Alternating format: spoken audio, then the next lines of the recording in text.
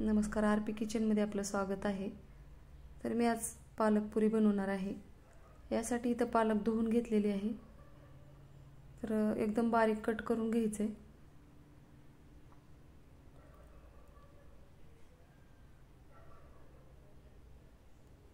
तर याचे देठ पण घेतलेले आहेत मी।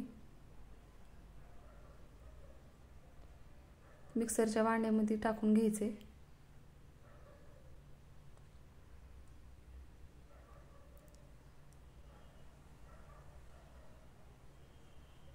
तर याच्यातच 2-4 लसूण पाकळ्या टाकून घ्यायच्यात।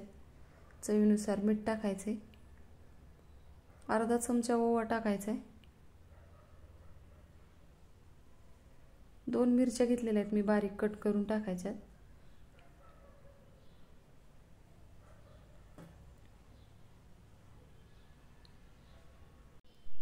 तर याची आता पेस्ट बनवून घ्यायची।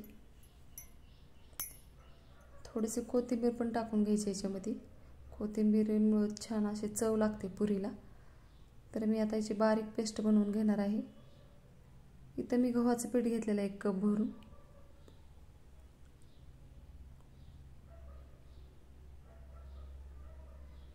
वन-4 कप आहे माझ्याकडे, तर ह्याचा अर्धा कप मी ज्वारीचं पीठ घेतलेलं आहे। याच कपाने अर्धा कप बेसन घेतलेला आहे। याच कपाने तांदळाचं पीठ घेतले अर्धा कप, आणि रवा पण अर्धा कप घेतलेला आहे। मोठा चमचा 1 तीळ घेतलेला आहे। धने जिरे पावडर घेतलेला आहे।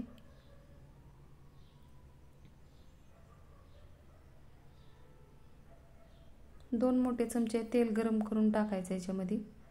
तेल गरम केलेलं आहे। तर आता हे पिठामध्ये मिक्स करून घ्यायचे। तर आता सर्व मसाला आणि पीठ एकजीव करून घ्यायचे।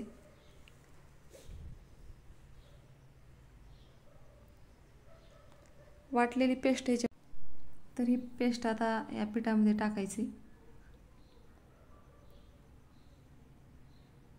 पीठ मळून घ्यायचे, घट्टसर असा उंडा तयार करून घ्यायचा।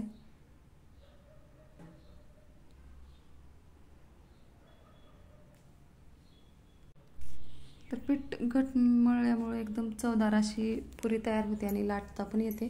थोडंसं मिक्सरच्या भांड्यामध्ये पाणी टाकून याच्यामध्ये टाकलेलं आहे। तर आता इथं पीठ एकदम छान असं मळून तयार झालेलं आहे। तर असं झाकून ठेवायचं याला 10 मिनिट, सर्व एकजीव करून घ्यायचे। पीठ आता मळून झालेलं आहे। 10 मिनिट झाकून ठेवणार आहे मी। 10 मिनिटांनंतर बघू शकता एकदम छान असं पीठ तयार झालेलं आहे। थोडासा तेलाचा हात लावून रोजच्या चपातीला जे आपण उंडा घेतो त्याप्रमाणे थोडासा उंडा बाजूला काढायचा आहे आणि चपाती लाटून घ्यायची। चपाती लाटल्यामुळं एकदम छान असं पुऱ्या लवकर बनतात आणि लवकर होतात। वाटीने किंवा कशाने तरी कट करायचे गोलाकारामध्ये। तर मी चपाती एवढा रोजच्या उंडा बाजूला घेतलेला आहे। तर थोडंसं याला दोन्ही बाजूला पीठ लावून घ्यायचे।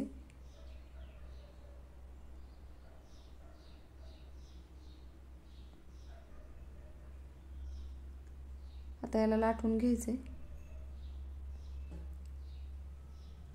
जर चपाती पातळ लाटली तर एकदम कुरकुरीत अशा पुऱ्या तयार होतात, आणि थोडंसं जाडसर ठेवलं तर पुरे मऊ होतात। तर दोन्ही पण प्रकार करता येतात या अशा पद्धतीनं पीठ मळल्यास। तर मी थोडंसं मध्यम आकारामध्ये पुऱ्या बनवून घेणार आहे। तर आता इथं चपाती लाटून तयार झालेली आहे। वाटीनं किंवा ग्लासनं याला गोलाकारामध्ये कट करून घ्यायचे।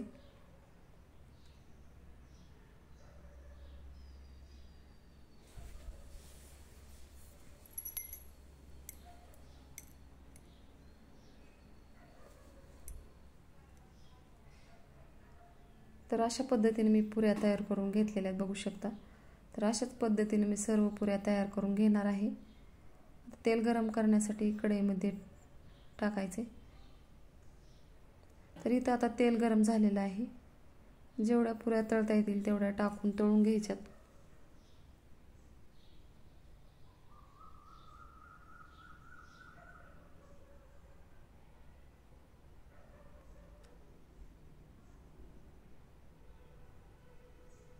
अशाच पद्धतीनं सर्व पुऱ्या तयार करून घेतलेल्या आहेत. माझ्या चॅनलला सबस्क्राईब करा, लाईक करा, शेअर करा. व्हिडिओ बघितल्याबद्दल धन्यवाद.